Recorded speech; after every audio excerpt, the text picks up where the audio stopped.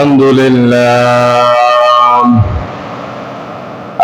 لله وكفى وسلام على عباد الذين اصطفى أما بعد فأعوذ بالله من الشيطان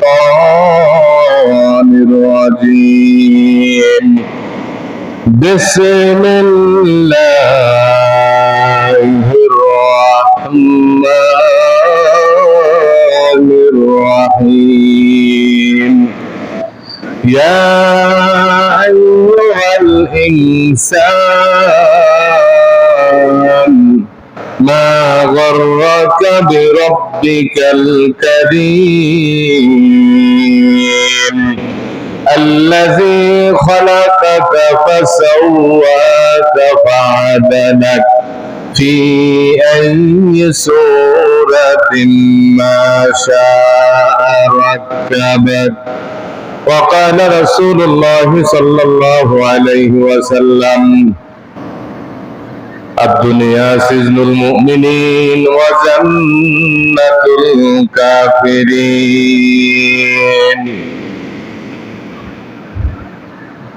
وصدق رسوله النبي الكريم ونحن على ذلك من الشاهدين والشاكرين والذاكرين والحمد لله رب العالمين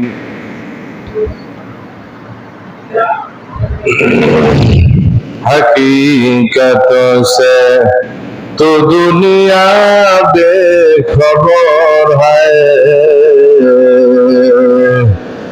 दुनिया की नुमाइश पर नजर है नमी गोयम के आज दुनिया जुदाबाज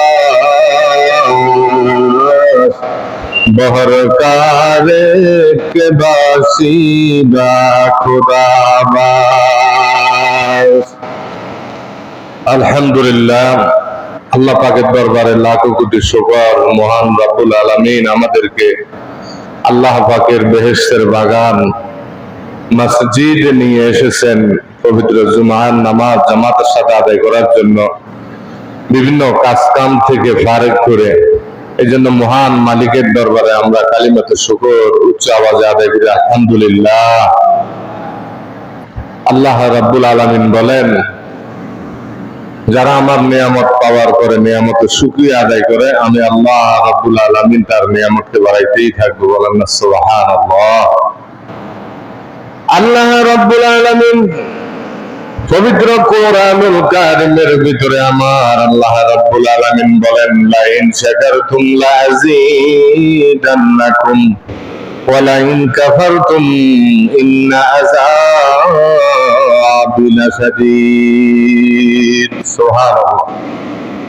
আল্লাহ রাব্বুল আলামিন বলেন ও দুনিয়ার মানুষ আমি আল্লাহ রাব্বুল আলামিন তোমাদেরকে যে নিয়ামত দান করলাম নিয়ামত পাওয়ার পরে যদি নিয়ামতের শুকরিয়া আদায় করো ওয়ালা ইন কাফারতুম ইন্না আযাবি লাশাদীদ আমি আল্লাহ রাব্বুল আলামিন তোমার নিয়ামতকে বাড়াইতেই থাকবো বলেন না সুবহানাল্লাহ। আর যদি নিয়ামত পাওয়ার পরে নিয়ামতের শুকরিয়া আদায় না করো ইন্না আযাবি লাশাদীদ আমার আযাব বড় শক্ত আযাব। হাজিরিন যে আল্লাহ তাআলা আমাদেরকে 2024 সাল সেপ্টেম্বর মাস 20 সেপ্টেম্বর রবিউল আউয়াল যে আল্লাহ রাব্বুল আলামিন আমাদেরকে বাঁচাই রেখেছেন এটা সবচেয়ে বড় নিয়ামত। আমাদের মতো অনেক মানুষ গত বছর ছিল এখন আমাদের মাঝে নাই, গত সপ্তাহ আমাদের মাঝে এরকম ছিল বেঁচে ছিল এখন আজকে আমাদের মাঝে নাই। এই জন্য আল্লাহ পাকের বেশি থেকে বেশি নিয়ামতের শুকরিয়া আদায় করা। পবিত্র কোরআনুল কারীমে আল্লাহ রাব্বুল আলামিন বলেন ফাবিআইয়ি আলাই রাব্বিকুমা তুকাজ্জিবান। ও দুনিয়ার মানুষ তোমরা আমি আল্লাহর কোন নিয়ামতকে অস্বীকার করবা?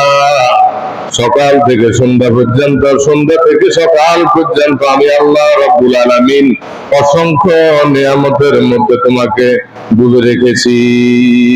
সুবহানাল্লাহ। অসংখ্য অগণিত নিয়ামতের মধ্যে আল্লাহ রাব্বুল আলামিন আমাদেরকে রাখছেন মৃত্যুর আগ পর্যন্ত। এই যে নিঃশ্বাসটা চালু রাখছেন, এটা সবচেয়ে বড় নিয়ামত।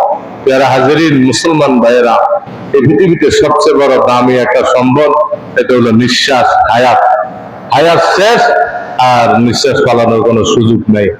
এই যে আল্লাহ রাব্বুল আলামিন নিঃশ্বাস চালু রাখছেন, বাতাস চালু রাখছেন, খাওয়া, খাদ্য, অক্সিজেন, যত রকমের নিয়ামত আছে, এগুলো গুণে কখনো শেষ করা সম্ভব হবে না। সুবহানাল্লাহ। মাছ যেমন পানির মধ্যে থাকে, ডানেও পানি, বামেও পানি, সামনেও পানি, পিছনেও পানি। ও আল্লাহর বান্দা, এইভাবে আমার আল্লাহ রাব্বুল আলামিন তামাম পৃথিবীর যত মানুষকে আমার আল্লাহ সৃষ্টি করলেন, যত মাখলুকাত সৃষ্টি করলেন, তার ভিতরে সৃষ্টির সেরা হইল মানুষ। সুবহানাল্লাহ। সৃষ্টির সেরা কে? ওই মানুষকে আল্লাহ রাব্বুল আলামিন, মাছ যেমন গভীর পানির নিচে থাকে, ডাইনেও পানি, বামেও পানি, পিছনেও পানি, উপরেও পানি, সব জায়গার ভিতরে পানি আর পানি। আমার আল্লাহ রাব্বুল আলামিন প্রত্যেক মানুষকে আল্লাহ রাব্বুল আলামিন ওই মাছের মতো, তার থেকে অধিক কোটি কোটি গুণ আল্লাহ বান্দা এরকম ভাবে নিয়ামতের মধ্যে ডুবে আছে। সুবহানাল্লাহ। অসংখ্য অগণিত নিয়ামতের মধ্যে ডুবে আছে। এই জন্য অনেকে প্রশ্ন করে যে হুজুর, নামাজ পড়লে লাভ কার হইব? কি জন্য নামাজ পড়েন? কোন নাউজুবিল্লাহ। নামাজ পড়লে কার লাভ হইব, কি জন্য করবেন? থানবী রহমতুল্লাহ আলাইহি কিতাবের মধ্যে লেখে যে একটা মানুষকে যে আল্লাহ আমাদেরকে শুধু মানুষ বানাইছে, এই অন্য কিছু লাগতো না। বলছে সারা জীবন যদি একটা কাঁটার উপরে মানুষ সেজদা দেয়, কাঁটা সেজদা, মনে করেন যে আমরা স্বাভাবিকভাবে সেজদা দিই, কোনো কাঁটা নাই, কাঁটার উপরে যদি সেজদা দেয় সারা জীবন, তারপরও আল্লাহ পাকের নিয়ামত বলে শেষ করতে পারবে না যে আল্লাহ যে আমাদেরকে মানুষ বানাইছে। বলেন না সুবহানাল্লাহ। তাহলে মানুষের কত বড় দাম, মানুষের কত বড় দাম। আল্লাহ রাব্বুল আলামিন এই জমিন বানানোর সময় আল্লাহ রাব্বুল আলামিন কোন বলে বলছেন, কুন ফায়াকুন হয়ে যাও। আসমানের সময় কুন ফায়াকুন বলছেন, ফেরেশতাদের সময় কুন ফায়াকুন বলছেন। এই পৃথিবীতে যত নক্ষত্র রাজি আছে, কুন ফায়াকুন বলে আল্লাহ রাব্বুল আলামিন বানাইছেন।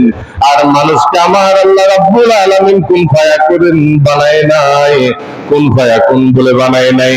মানুষকে আদর করে, যত্ন করে মায়ের রেহেমের ভিতরে আমার আল্লাহ রাব্বুল আলামিন, মুফাসসিরিন ইকরাম বলেন, এই হলক পরিমাণ পর্যন্ত যত রকমের বডি, হাত আছে, পা আছে, যত রকমের জয়েন্ট আছে, সবগুলো ফেরেশতার মাধ্যমে আল্লাহ রাব্বুল আলামিন বানাইছে। বলেন না সুবহানাল্লাহ।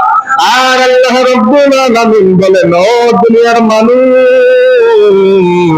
আমি আল্লাহ রাব্বুল আলামিন ফেরেশতাদেরকে যখন এই পর্যন্ত আসে, এরপরে ফেরেশতাদেরকে বলে তোমরা আর বানাইও না।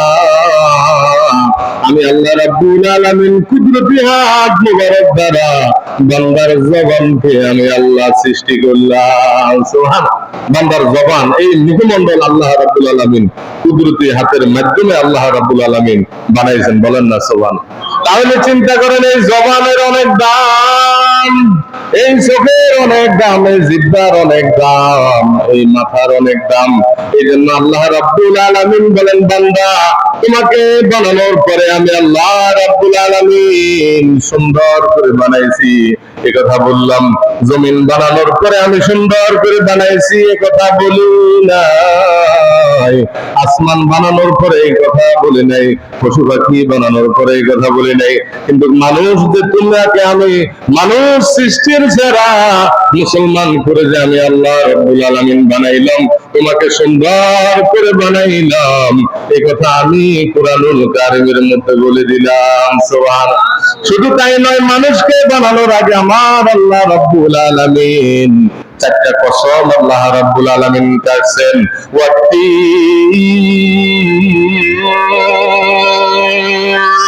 তিন ফলের কসম আল্লাহ রাব্বুল আলামিন কসম খাইলেন, ওয়াতিন ওয়াজাইতুন, জাইতুন ফলের কসম আল্লাহ রাব্বুল আলামিন এরকম ভাবে কসম খাইলেন। এরপর আল্লাহ রাব্বুল আলামিন বলেন, ওয়াতিন ওয়াজাইতুন ওয়া তুর সিনিন, সিনাই পর্বতের কসম আমার আল্লাহ রাব্বুল আলামিন করছেন। বলেন না সুবহান। তিনটা কসম এখানে করছেন। ওয়াহাযাল বালাদিল আমিন, মদিনা মক্কা শরীফের কসম। চারটা কসম করে আমি আল্লাহ রাব্বুল আলামিন বললাম, লাকাদ খালাকনাল ইনসানা ফি আহসানি তাকওয়িম। সুবহানাল্লাহ। আল্লাহ বলতেছে, লাকাদ খালাকনাল ইনসানা ফি আহসানি তাকওয়িম, তোমাকে সুন্দর করে আজর নয়নে চেহারা আমি আল্লাহ রাব্বুল আলামিন বানাইলাম। বলেন না সুবহানাল্লাহ। তাহলে চিন্তা করেন, আমাদেরকে সুন্দর করে বানাইছে কে? ওই আল্লাহর হুকুম, আল্লাহর গোলামি করা আমাদের দরকার আছে কিনা নাই? এখন আমরা করিনি। দুনিয়ার সব কিছু করে, বাটপারি, সিটিংবাজি, সুদখোর, ঘুষখোর, তারপরে যত রকমের যত কাজ আছে, ভালো কাজ তো করিনের সংখ্যা কম, যত রকমের আকাম কাজ আছে এগুলো আমরা বেশি করি।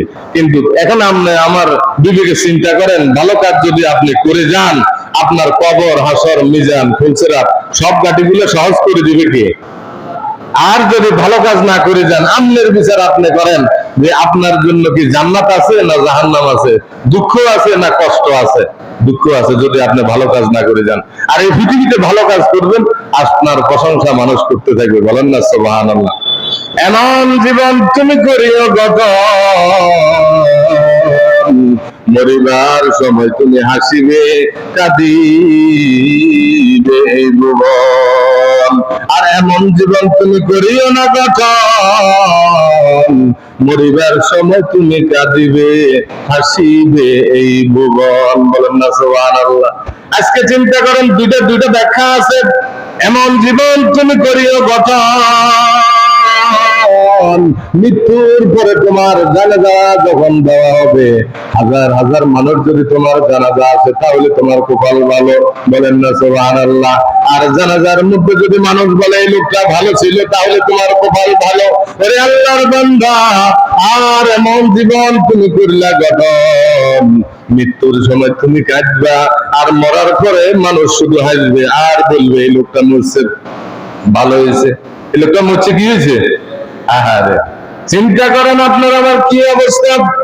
গতকালকে ফেসবুকের ভিতরে আমার একটা পোস্টের ভিতরে আসলো, লাকসাম পৌরসভা জবাই খানা সংলগ্ন খালপার যে মসজিদের একজন ইমাম সাহেব, মরহুম আবু বকর সাহেব, বাড়ি ওনার বরিশাল কারি সাহেব।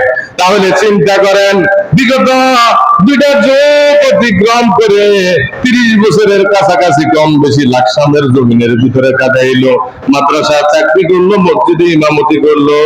গতকালকে রাত্রে উনি হার্ট অপারেশন যখন করতে গেলেন, ওখানে মারা গেছে। বলেন ইন্না লিল্লাহি ওয়া ইন্না ইলাইহি রাজিউন। ওরে মুমিন আল্লাহর বান্দাতে ইমাম সাহেব, আজকে দেখেন ইমামতি কে করবে? উনি তো মারা গেল, সোশ্যাল মিডিয়ার ভিতরে আসলো, জানাজা সকাল 7টার দিকে হাউজিং মসজিদের মধ্যে হয়ে গেল। আমার বিবেকের মধ্যে একটা সারা দিল, মুসলমান একটু ভালো করে খেয়াল করেন, ওই লোকের জানাজার ভিতরে হাজার হাজার মানুষ জানাজা নামাজে অংশগ্রহণ করলেন, মাদ্রাসার ছাত্ররাও অংশগ্রহণ করলেন, অনেক মসজিদের ইমাম সাহেব অংশগ্রহণ করে তার মাইয়তের রূহের জন্য দোয়া করলেন। বলেন না সুবহানাল্লাহ। তাহলে চিন্তা করেন, এই লোকটা কোনো ঢল করে নাই, লাকসামের ভিতরে কোটি কোটি টাকার মালিকানা। ও মুসলমান আল্লাহর বান্দা, একটু বিবেকের সাথে প্রশ্ন করা। সে বাড়ি হলো বরিশাল, কিন্তু লাকসামের জমিনে ইমামতি করছে প্রায় 30 বছরের কাছাকাছি।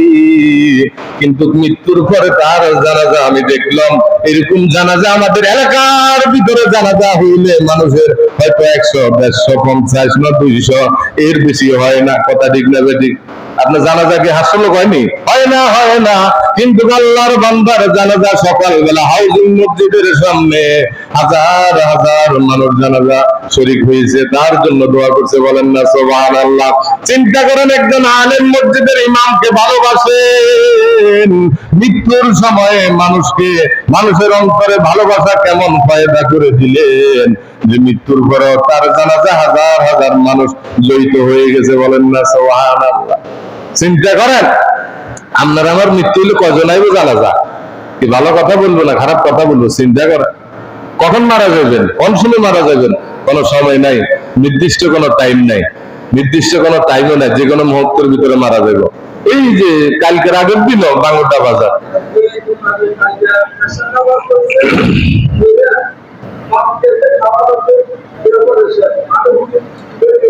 তারপরে চিন্তা করেন আল্লাহর বান্দা, যে কোনো মুহূর্তের ভিতরে আমরা চলে যাইতে হবে। আসার সিরিয়াল আছে, যাওয়ার কোনো সিরিয়াল নাই। তাহলে চিন্তা করেন, অনেক যুবক বলে আমি আগামীকালকে ভালো হবো, আমার সময় আরো সামনে আছে, আমি পরে ভালো হবো। আরে মুসলমান, আরে মুমিন, আল্লাহর বান্দা, তুমি যে আগামীকাল বাঁচবা এই গ্যারান্টি তোমার নাই। হইতে পারো আজকেও তুমি মারা যাইতে পারো, কথা ঠিক না ভাই? ঠিক। গত পরশুদিন আগে বাঙ্গরদা ফেসবুকের ভিতরে দেখলাম মোটরসাইকেল চালাই যাইতেছে, একটা ভ্যান গাড়ি যাইতেছে, কভার ভ্যানের আগে দিয়ে একটা মোটরসাইকেল ব্রেকে এরকম ভাবে তাকে পাশ দিয়ে চলে গেল, আরেকটা মোটরসাইকেল এরকম ভাবে সামনে আসি চাক্কার তলে ভরে গেল, বাচ্চা মানুষ চাক্কার তলে ভরে গেছে। আয় হায় রে, রক্ত, রোডের উপরে রক্ত আর রক্ত। তার বাড়ি ফেসবুক লাইভের ভিতরে দেখা গেল পুরো রাস্তার ভিতরে রক্ত আর রক্ত। এই মুমিন আল্লাহর বান্দা, কত যুবক হিন্দার কোলে মারা যায়, কত যুবক রাত্রেও মারা যায়, চা দোকানে মারা যায়, কত লোক অ্যাক্সিডেন্টে মারা যায়। তাহলে মরণের কোন সিরিয়াল নাই, আসার সিরিয়াল আছে, যাওয়ার কোন সিরিয়াল নাই। আসার সিরিয়াল আছে, যাওয়ার কম না সিরিয়াল আছে রে। ওয়াজ তো জানেন, মাশাআল্লাহ দিলে আমল নাই, কি নাই? এই আমাদের রোগ হইলো আমরা ওয়াজ জানি, হুজুরের থেকে কম জানি না। আমি ওই গাড়ি দিয়ে আসতেছি, হে সুলাইমান আলাইহিস সালামের কাহিনী পর্যন্ত বলতেছে রিকশার ড্রাইভার, কথা বুঝছেন? অনেক লোক নারী নাই, সিগারেট টানে, হে ওয়াজ করতে আছে, বুঝায় হুজুর এমন হয়েছে, আজরাইল আসবে, মরণ লাগবে, দুনিয়াতে থাকার জায়গা নাই, কিন্তু আমল নাই। আপনি যে কথা বলতেছেন, আপনি যদি আজরাইলের ভালোবাসেন, আল্লাহর হুকুম মানেন, নবীর তরিকা মতো চলেন, কবরে যাইতে হইব, এই কথা যে আপনি বলতেছেন, এটা কথা এবং কাজের সাথে আপনার কোনো কি নাই, মিল নাই। এই জন্য যে কথা কাজের সাথে মিল নাই, এটা বিপদ। এটা কি বিপদ? এই জন্য আল্লাহওয়ালারা ছিলেন, শয়তানের ছিলেন। যে কোনো মুহূর্তে আমরা চলে যাব। এই জন্য বাঁচবো আর কতদিন? বলেন, বাঁচবো আর কতদিন? আমার সাথে বলেন, বাঁচবো আর কতদিন? নামাজ পড়বো প্রতিদিন, নামাজ পড়বো কি প্রতিদিন, নামাজ পড়বো। বাঁচবো আর কতদিন? নামাজ পড়বো প্রতিদিন। 5 ওয়াক্ত নামাজ আমি পড়েন, এটাই আপনার অ্যাকাউন্টে যাবে। আজ যা করে গেছেন সব বেকার, মিশা কথা, কিচ্ছু না। আপনার ছেলে মেয়ে বউ বাচ্চা কেউ আপনার কবরে যাইবে না, আপনি এখন মুড়ি দেখারে। তাহলে চিন্তা করেন, মৌতের হাত থেকে বাঁচার কোনো রক্ষা নাই, আর যাইতে হবে, এটা 100% সত্য কথা। আমাদের সামনে কত মানুষ মারা গেছে, আপনি কত মানুষের জানাজা দিয়ে এসছেন, কত মানুষের কবরে রাখিয়ে এসছেন, কত মানুষের খাটে লইছেন। এখন আপনি একটু চিন্তা করেন, আপনারও তো আল্লাহর জন্য আরেকজন তৈরি হয়ে গেছে, আপনারা নেওয়ার জন্য কি আরেকজন তৈরি হয়ে গেছে, মুসলমান। তাহলে এরকম ভাবে মনে করেন যে আপনার প্রত্যেকে আমরা চলে যেতে হবে কবরে। একটু জিকির করেন, লা ইলাহা, জোরে লা ইলাহা, জোরে লা ইলাহা।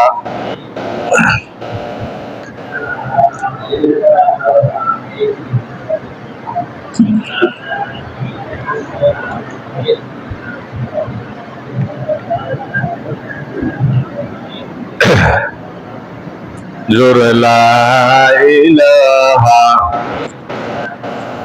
লা ইলাহা, সুবহানাল্লাহ, আলহামদুলিল্লাহ, লা ইলাহা ইল্লাল্লাহ, লা ইলাহা ইল্লাল্লাহ, মুহাম্মাদুর রাসূলুল্লাহ। সাল্লাল্লাহু আলাইহি ওয়াসাল্লাম। আল্লাহ ওয়ালাদের সাহাবীদের স্বপ্ন, অনেক স্বপ্ন সত্য না মিথ্যা বলেন? সত্য। হযরত আলী রাদিয়াল্লাহু তাআলা এর একটা ঘটনা বলতেছি, কষ্ট লাগেনি কেন? হযরত আলী রাদিয়াল্লাহু তাআলা আনহু নবীজি মদিনাতে নাই, ওনার ওফাতের পরে কিতাবের মধ্যে আছে হযরত আলী রাদিয়াল্লাহু তাআলা আনহু স্বপ্ন দেখলেন হযরত ওমর রাদিয়াল্লাহু তাআলা আনহু খেলাফত আমলে সাইয়েদনা আলী রাদিয়াল্লাহু তাআলা আনহু সকালবেলা ফজরের নামাজ পড়ার জন্য মসজিদে রওনা দিলেন। জোরে বলেন না সুবহানাল্লাহ। মসজিদে যখন গেলেন, মসজিদ নববীর পাশে যখন দাঁড়িয়ে রইলেন, একটা বৃদ্ধ মহিলা ওনার বাগান থেকে সর্বপ্রথম ফল বাইর হয়েছে, ওই ফলের একটা গাঁটটি নিয়ে সুন্দর করে মসজিদ নববীর পাশে চলে আসলেন। আসার পরে হযরত আলীর হাতের মধ্যে দিয়ে বলতেছেন, ও আলী, আপনি নবীজিকে এটা হাদিয়া দিবেন, আমার সর্বপ্রথম ফসল। নবীজি যেন নিজে খায় এবং সাহাবীদেরকে যেন বন্টন করে। জোরে বলেন না সুবহানাল্লাহ। এরে মুসলমান, আল্লাহর বান্দা, একটু গভীর মনোযোগ আমার দিকে তাকান, তাহলে চিন্তা করুন, সর্বপ্রথম ফল, এই ফল একজন আলেমকে ব্যবহার করার জন্য দিলেন, হাদিয়া দিলেন। হাদিয়া দেওয়ার পরে আল্লাহ রাব্বুল আলামিন ফসলের ভিতরে আল্লাহ বরকত দিয়ে দেয়। বলেন না সুবহানাল্লাহ। বেশি দিনের কথা না, বিগত 10 থেকে 20 বছর আগের ভিতরে আমরাও দেখলাম, আমাদের একটা ফসল যদি হইতো, ওই ফসলের ভিতরে সর্বপ্রথম যে ফল হইতো, দান হইতো, সর্বপ্রথম একজন আলেমকে দাওয়াত দিয়া ওই এরকম ভাবে মেহমানদারি করতে। বলেন না সুবহানাল্লাহ। এরপরে দেখেন, ধানের ভিতরে বরকত হইতো, ফলের ভিতরে বরকত হইতো। মুসলমান এখন চিন্তা করেন, আলেমকে দাওয়াত দেয় না, ধানের ভিতরে ফল, ধানের ভিতরে কি হায় হায়, ঘরের ভিতরে অসুখ বিসুখ বাড়ি গেল। মুসলমান, হাদিস থেকে আমরা শিক্ষা গ্রহণ করতে হবে। আমার জীবনেও অনেক কিছু দেখলাম। মুসলমান, সর্বপ্রথম এই খেদমতে আল্লাহ রাখা অবস্থায় অনেক আল্লাহর বান্দা আসি বলতেছে, সর্বপ্রথম দোকান দিলাম, হুজুর আসেন আমার দোকানের ভিতরে আপনি একটু দোয়া করেন। বলেন না সুবহানাল্লাহ। এরপরে ঘরের ভিতরে সর্বপ্রথম বিদেশ থেকে টাকা পাঠাইছে ছেলে, ওই ছেলে বলতেছে, আলেমকে নিয়ে আসেন, ঘরের ভিতরে মেহমানদারি করেন, আলেমকে দিয়ে সর্বপ্রথম দোয়ার আয়োজন করেন। আলেম যদি খাওয়া খায়, দোয়া করে, আল্লাহর দরবারে কোনো বাধা থাকে না, কবুল হয়ে যাবে। জোরে বলেন না সুবহানাল্লাহ। আর এখন আমরা যত দূরে চলে গেলাম, আমাদের ছেলে সন্তানের অসুখ, বিবির অসুখ, হাজার হাজার টাকা হামলা মামলা চলে যায়, খেত খামারের ভিতরে বিভিন্ন অ্যাক্সিডেন্ট হয়, হয় কি হয় না? ওই মহিলার দিকে তাকাইয়া দেখেন, সাইয়েদনা আলী যখন মসজিদ নববীর গেট বরাবর দাঁড়িয়ে রইলেন, ওই মহিলা সর্বপ্রথম ক্ষেতের একটা ফসল, ক্ষেতের একটা কি? খেজুর। আরবের ভিতরে ফসল হয় খেজুর, ভালো করে বুঝিয়ে লন। আমাদের দেশের ভিতরে দান হয়, বিভিন্ন জিনিস হয়। তখনকার আরবের ভিতরে সবচাইতে পছন্দনীয় একটা ফল ছিল, নবীজির সবচেয়ে বড় পছন্দনীয় নাম হলো খেজুর। বলেন না সুবহানাল্লাহ। আর আমাদের দেশে সবচাইতে বড় পছন্দনীয় জিনিসের খাদ্য হইলো বিড়ি। বল না, সবচেয়ে বড় পছন্দনীয় খাদ্য হইলো বিড়ি। যে যত বেশি বিড়ি টানতে পারে তার কাছে তত বেশি ভালো লাগে। কন্যা উযুবিল্লাহ। এর পুরা কপাল মুসলমান, চিন্তা করেন, খেজুর নবীজি বলেন আমার কাছে প্রিয়। আপনি যখন দেখবেন রমজান মাসে নবীজি সুন্নাত, শুধু রমজান না, রমজানের আগেও ব্যবহার করতে পারেন, রাত্রেও ব্যবহার করতে পারেন, সকালেও ব্যবহার করতে পারেন। মুসলমান যারা খেজুর ব্যবহার প্রতিদিন করে, নবীজি বলেন তার শরীরের ভিতরে যত রকমের দুর্বলতা আছে, যত রকমের ভাবে এরকম ভাবে ইনজুরি, বাতের সমস্যা, এরকম ভাবে স্ট্রোকের সমস্যা, ক্যান্সারের সমস্যা, যত রকমের সমস্যা আছে, নবীজি বলেন খেজুর ব্যবহার করার কারণে আমার আল্লাহ রাব্বুল আলামিন তার দেহ থেকে রোগগুলা সরাইয়া দিবেন। বলেন না সুবহানাল্লাহ। এই মুসলমান, খেজুর কিনে না, বড় আফসোসের বিষয়, মুরগি কিনে, মাছ কিনে, মাছ আপনি কিনেন, যত কিছুই কিনেন না কেন, খেজুর কিনবেন। মুসলমান, খেজুরের ওয়াজ যদি করি কখনো শেষ করা যাবে না। তাফসীরের ভিতরে আছে, নবীজি বলেন মায়ের পেটের ভিতরে যখন কোন সন্তান ভূমিষ্ঠ ভূমিষ্ঠ হওয়ার আগে মায়ের পেটে যখন ফেরেশতারা বানায়, ওই মায়ের পেটের ভিতরে মা যখন খেজুর ভক্ষণ করবে, খেজুরের কারণে ওই বাচ্চার মেধা শক্তি আল্লাহ বাড়াইয়া দিবে। বলেন সুবহানাল্লাহ। এরপরে সন্তান যদি দুনিয়াতে ভূমিষ্ঠ হয় মুসলমান, ভূমিষ্ঠ হওয়ার পরে সর্বপ্রথম তার জবানে যদি কোনো আলেম অথবা মুরব্বী একটু খেজুর চিবাইয়া তার মুখে দেয়, তার স্মরণ শক্তি ভালো হবে। জোরে বলেন না সুবহানাল্লাহ। এখন তো মুসলমান জানে না খেজুর কত বড় দামি জিনিস। মাহে রমজানের দিকে তাকাইয়া দেখেন, যতগুলো ইফতারি আপনার সামনে আছে, ওই ইফতারি যখন সামনে থাকে, বলেন ইফতারির থেকে সবচেয়ে বড় মজা লাগে খেজুর। বল না, সবচেয়ে মজা লাগে কি? আমার কাছে লাগে, আপনাদের কিরকম লাগে জানেন? তাহলে চিন্তা করেন, একটা খেজুর খাওয়ার পরে 1 গ্লাস পানি যদি পান করে মুসলমান, শরীরের ভিতরে ক্লান্তি দূর হয়ে যায়, শরীরের ভিতরে সুখ শান্তি পয়দা করে। বলেন না সুবহানাল্লাহ। এই আরব দেশের ভিতরে খেজুর, আমাদের দেশের ভিতরে খেজুরের ভিতরেও ভেজাল। কি করব মুসলমান, ভালো খেজুর কিনতে হইলে 1000, 2000, 3000 টাকাও কেজি আছে। আর যে নরমাল খেজুর গুলা পাওয়া যায়, এই খেজুর আরব দেশে খায় না।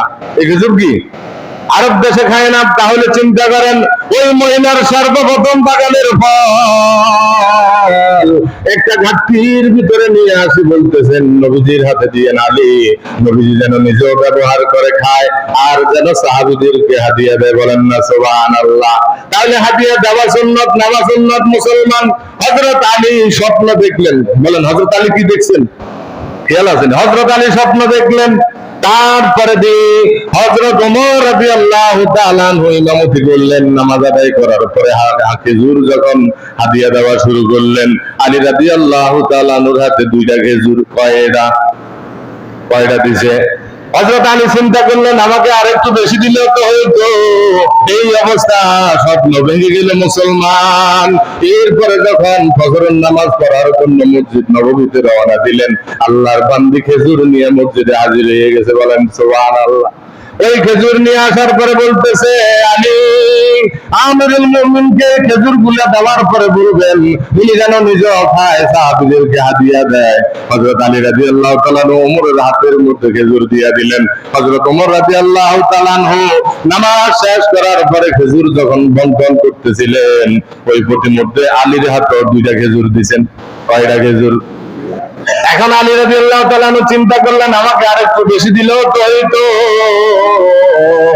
আবার যখন হাত বাড়াইলেন, হযরত ওমর রাদিয়াল্লাহু তাআলা বললেন, হে আলী, গত রাত্রে নবীজি তোমাকে 2টা খেজুর দিয়েছে। বলেন না সুবহানাল্লাহ।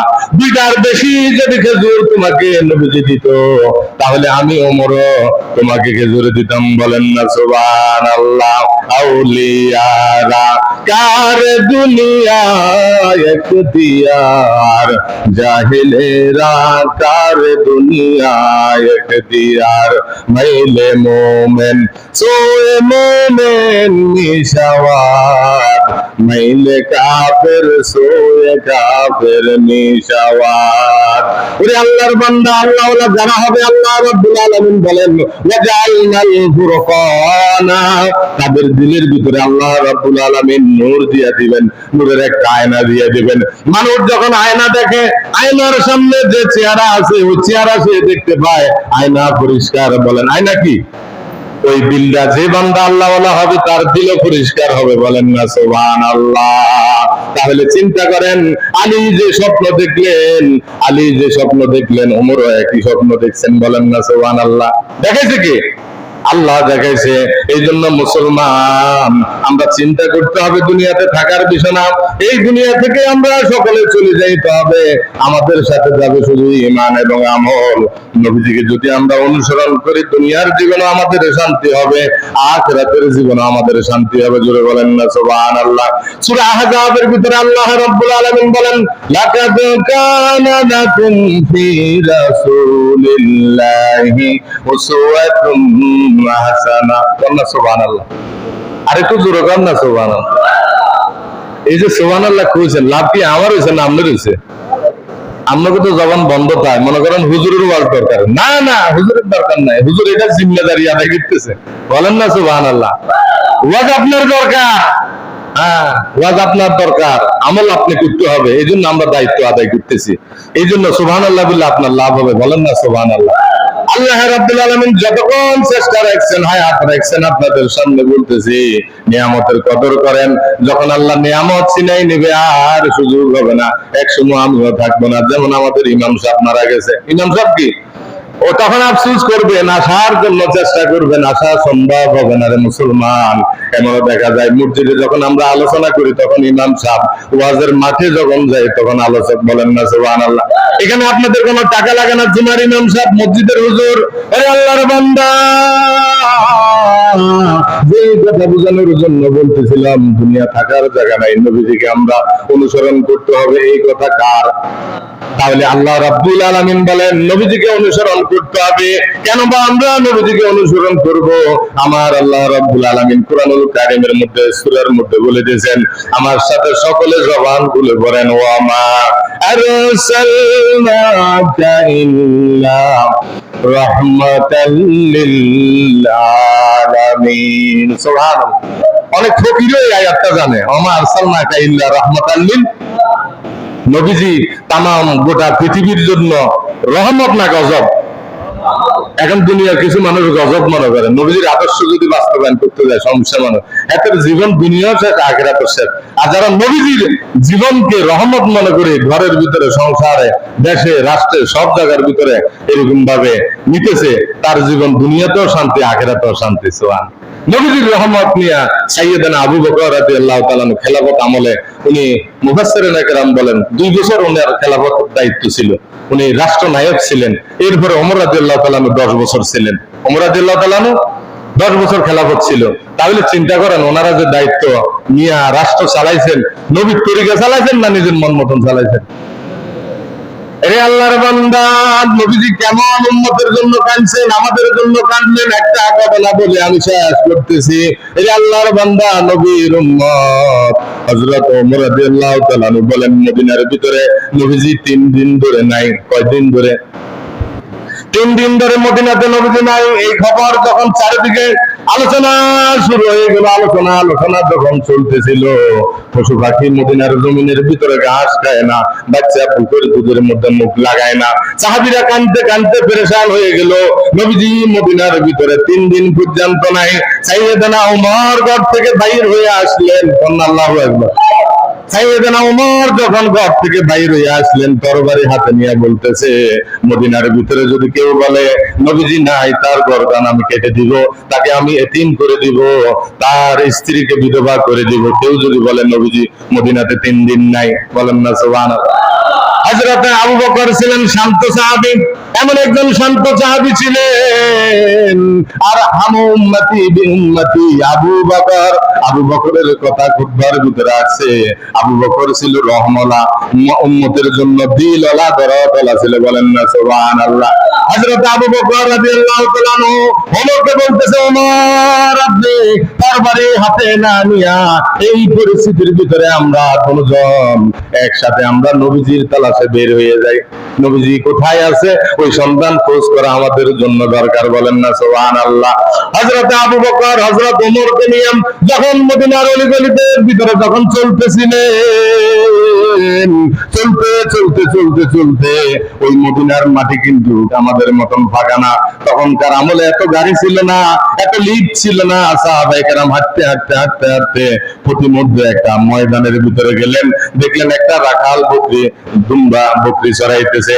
ওই রাখালকে সালাম দিলেন, সালাম দেওয়ার পরে বলতেছে, ভাই আমাদের নবীকে দেখছো নাকি, আমাদের নবীকে চিনো নাকি? বলে আপনাদের নবীকে আমি চিনি না, আপনাদের নবীকেও জানি না, তবে একটা লোক ওই পাহাড়ের উপরের মধ্যে আজকে 3 দিন পর্যন্ত মাথা জমিনের ভিতরে সিজদা দিয়ে বলতেছে, ইয়া হাবলি উম্মতি,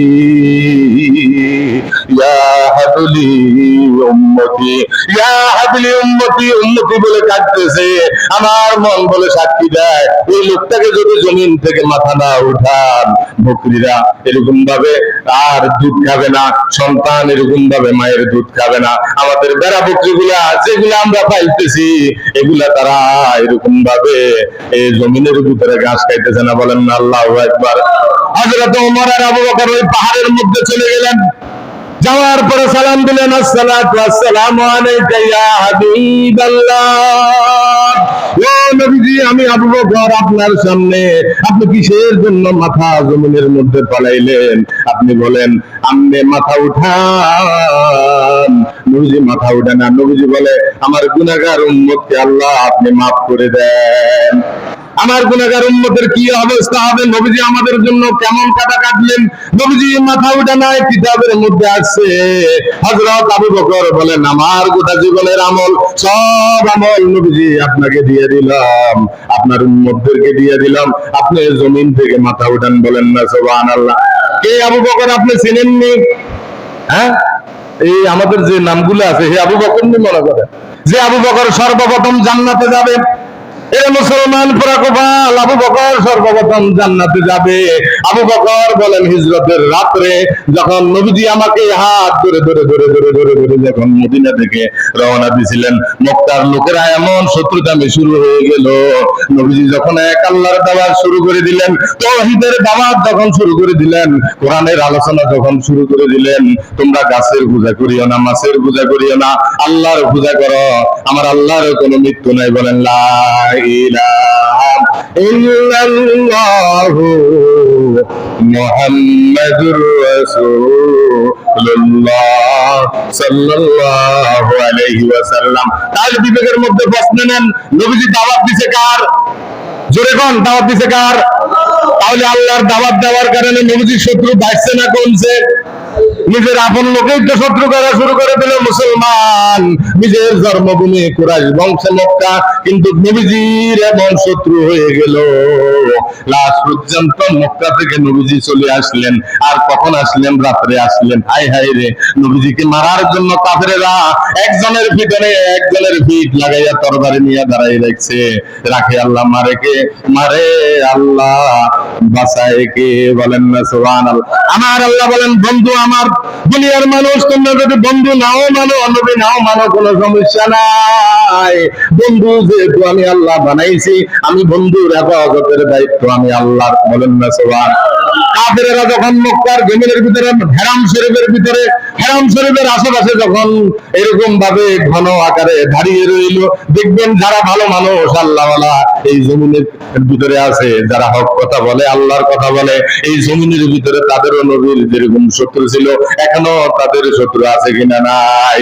এর মুসলমান শত্রু থাকলে কোনো লাভ হবে না। কোরআন আল্লাহ, কোরআনের বাতি কেউ নিভাইতে পারবে না। লিউতফিউ নূরাল্লাহি বিআফওয়াহিহিম ওয়াল্লাহু মুতিম্মু নূরিহি ওয়ালাউ কারিহাল কাফিরুন। সুবহানাল্লাহ।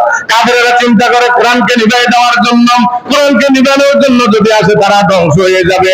কোরআন এমন একটা আলো, কোরআনকে কেউ নিভাইতে পারবে না। কোরআনকে আমার আল্লাহ রাব্বুল আলামিন মানব জাতির হেদায়েতের জন্য আল্লাহ পাঠিয়েছেন। বলেন না সুবহানাল্লাহ।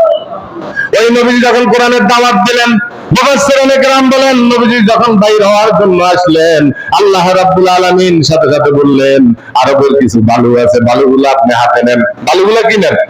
হাতে নেন। হাতে নেওয়ার পরে সূরা ইয়াসিনের ভিতরে বলেন ওয়াজআলনা মিন বাইনি আইদিহিম সাদ্দাও ওয়া মিন খালফিহিম সাদ্দান ফাগশাইনাহুম ফাহুম লা ইউবসিরুন।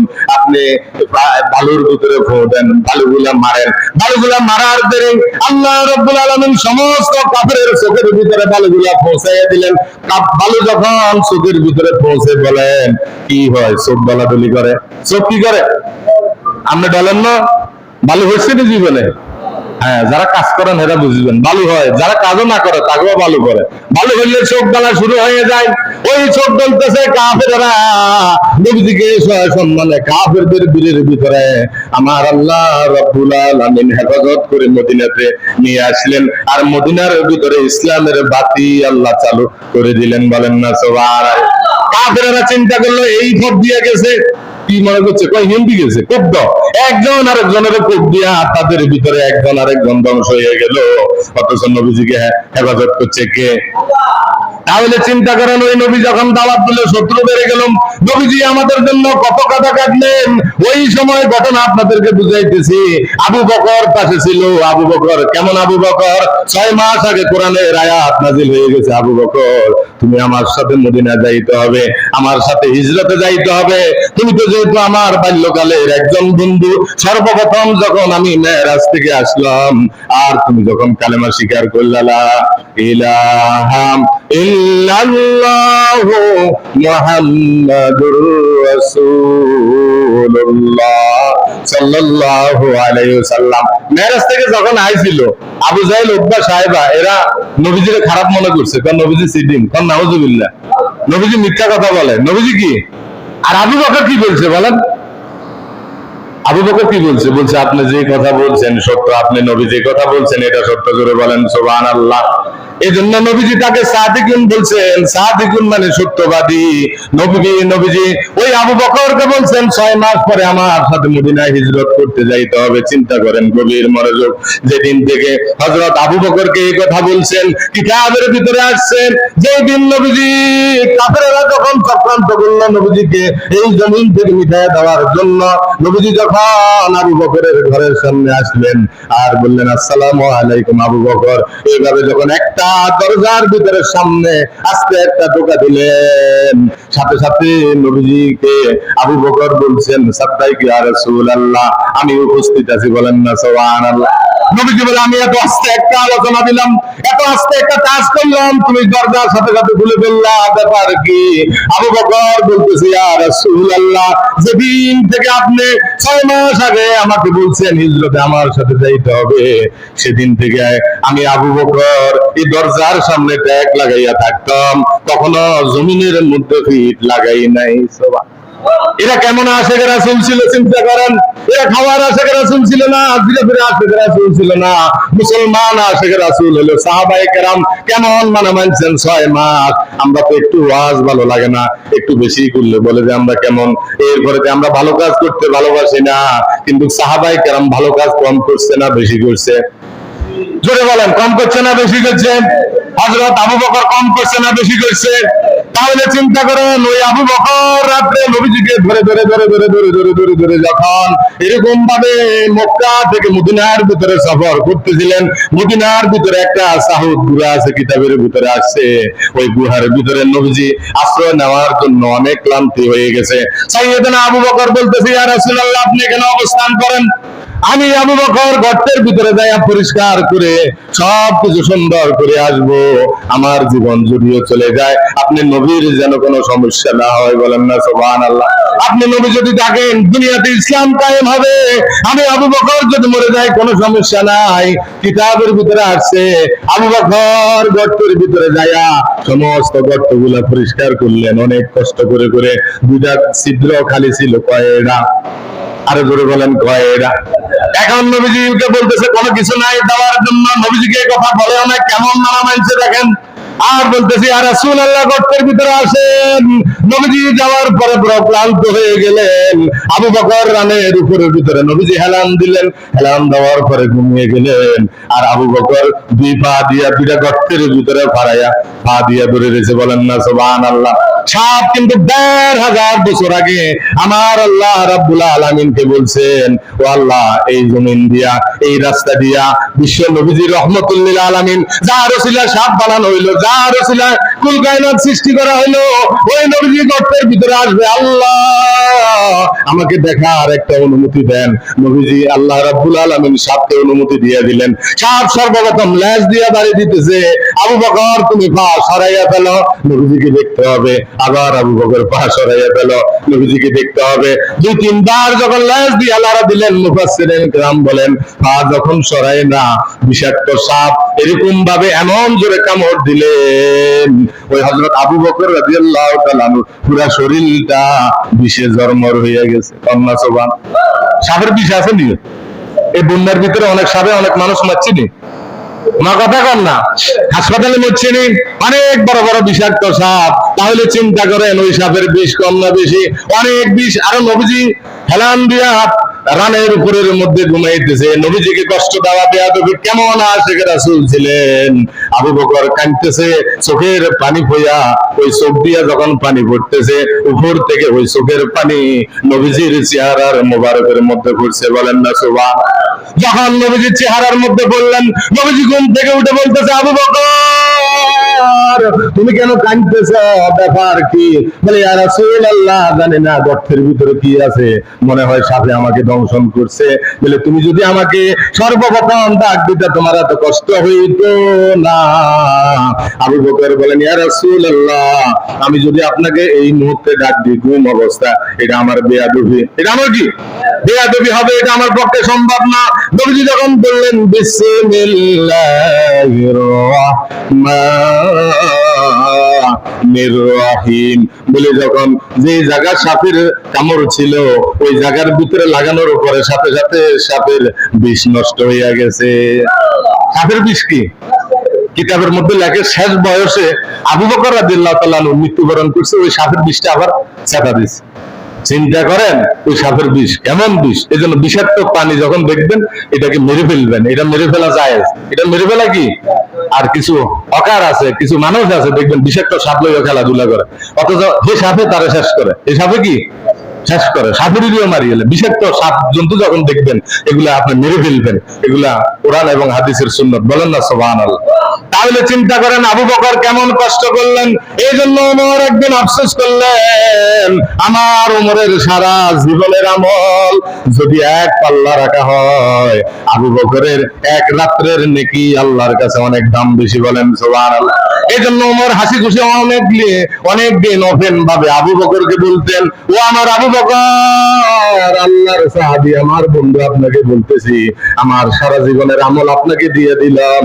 আপনি নবীজিকে নিয়ে গর্তের ভিতরে যখন আশ্রয় নিলেন হিজরতের রাত্রে, ওই একটা রাত্রের নেকি আমাকে দিয়ে দেন। কন্যা সুবহানাল্লাহ।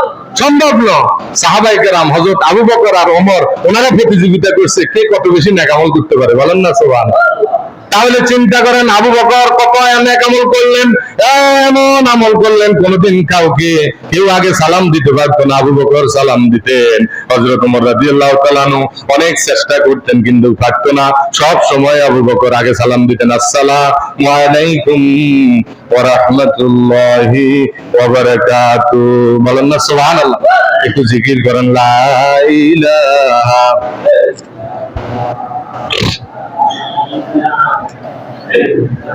লা ইলাহা ইল্লাল্লাহ, লা ইলাহা সুবহানাল্লাহ, আলহামদুলিল্লাহ, লা ইলাহা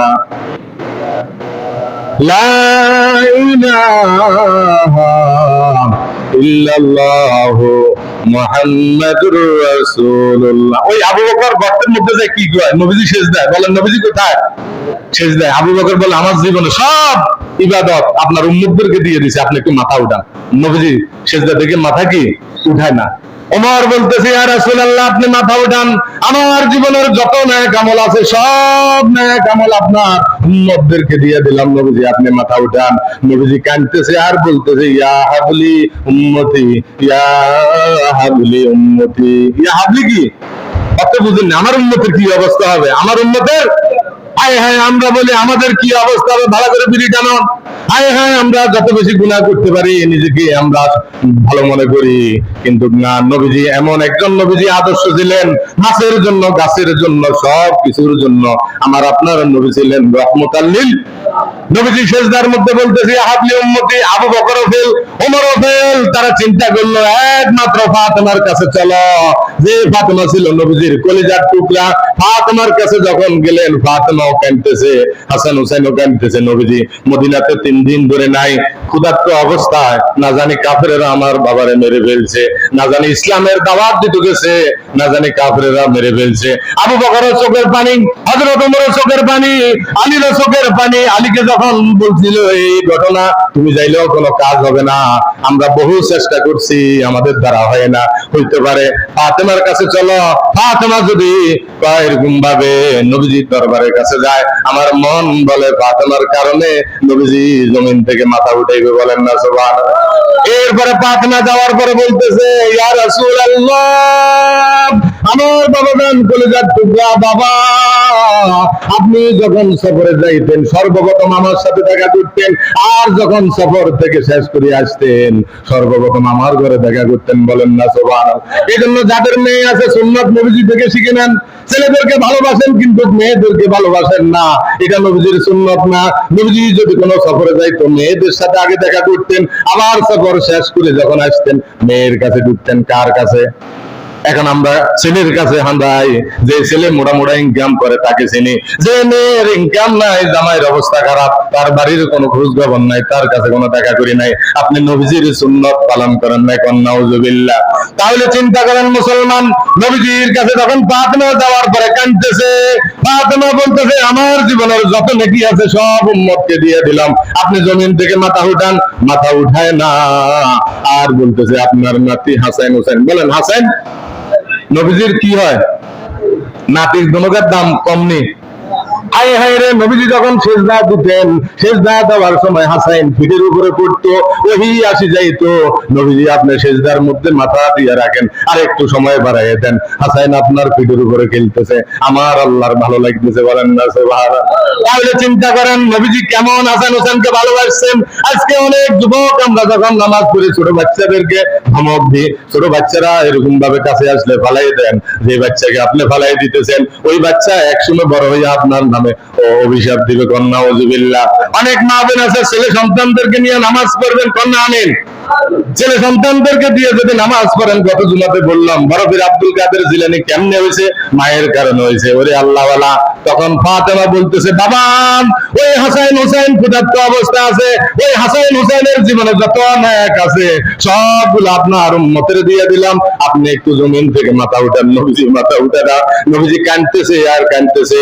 এরপরে ফাতেমা বলতেছে, ইয়া রাসূলুল্লাহ, আমার বাবা জান এই হাসান হোসেনকে উম্মতের দিনের জন্য কুরবান করে দিলাম, আপনার উম্মতের জন্য, তারপর আপনি মাথা উঠান, বলেন না সুবহানাল্লাহ। এরপরে নবীজি মাথা উঠেছে, কারণ আল্লাহু আকবার। নবীজি যখন মাথা উঠেছে, উঠানোর পরে বলতেছে, ফাতেমা তুমি কি করলা? হাসান হোসেনকে যে দোয়া করলা এটা তো আমার আল্লাহ কবুল করে ফেলছে। ঠিক হাসান হোসেন ইসলামের জন্য শহীদ হয়েছে কি হয় নাই? ইসলাম জিন্দা হোতা হ্যায় হর কারবালা কি বাত হয়। ইসলাম এমনি এমনি আসে নাই, আজকে টুহুদারি মসজিদ মাদ্রাসা এমনি এমনি আসে নাই। হাজার হাজার আল্লাহ আউলিয়াদের কারণে, আল্লাহ ওয়ালাদের কারণে, নবীদের কারণে আল্লাহ রাব্বুল আলামিন আপনার আমার এই দাড়ি টুপি এগুলো আসছে, বলেন না সুবহানাল্লাহ। তাহলে চিন্তা করেন নবীজি কেমন কাঁদা কাঁদছেন 3 দিন। তাহলে এই নবীজিকে মানা আমাদের দরকার আছে কিনা নাই? কারা কারা মানবেন একটু হাত তুলেন। সকলের আল্লাহ কবুল করে, বলেন আমিন। আল্লাহ আপনি আমাদের সকলের মাফ করে দেন, জীবনে যত দিন বাঁচাই রাখেন, বলেন জীবনে যত দিন বাঁচাই রাখেন, নবীজিকে সন্তুষ্ট করার তৌফিক দান করেন। সব জায়গাতে আপনি মানতে হাত নামান, আল্লাহ কবুল করে। যে কোনো জায়গাতে আপনি পানি খাওয়ার সময় নবীর সুন্নাত আছে, খাইবার সময় দেখি খাইবেন, বলেন আজকে একটা বলে শেষ করে, খাওয়ার সময় দেখি খাইবেন, পানি কি খাইবেন দেখে খাবেন, হয়তো এটা বিষ আছে না পোকামাকড় আছে, নবীজি বলছে।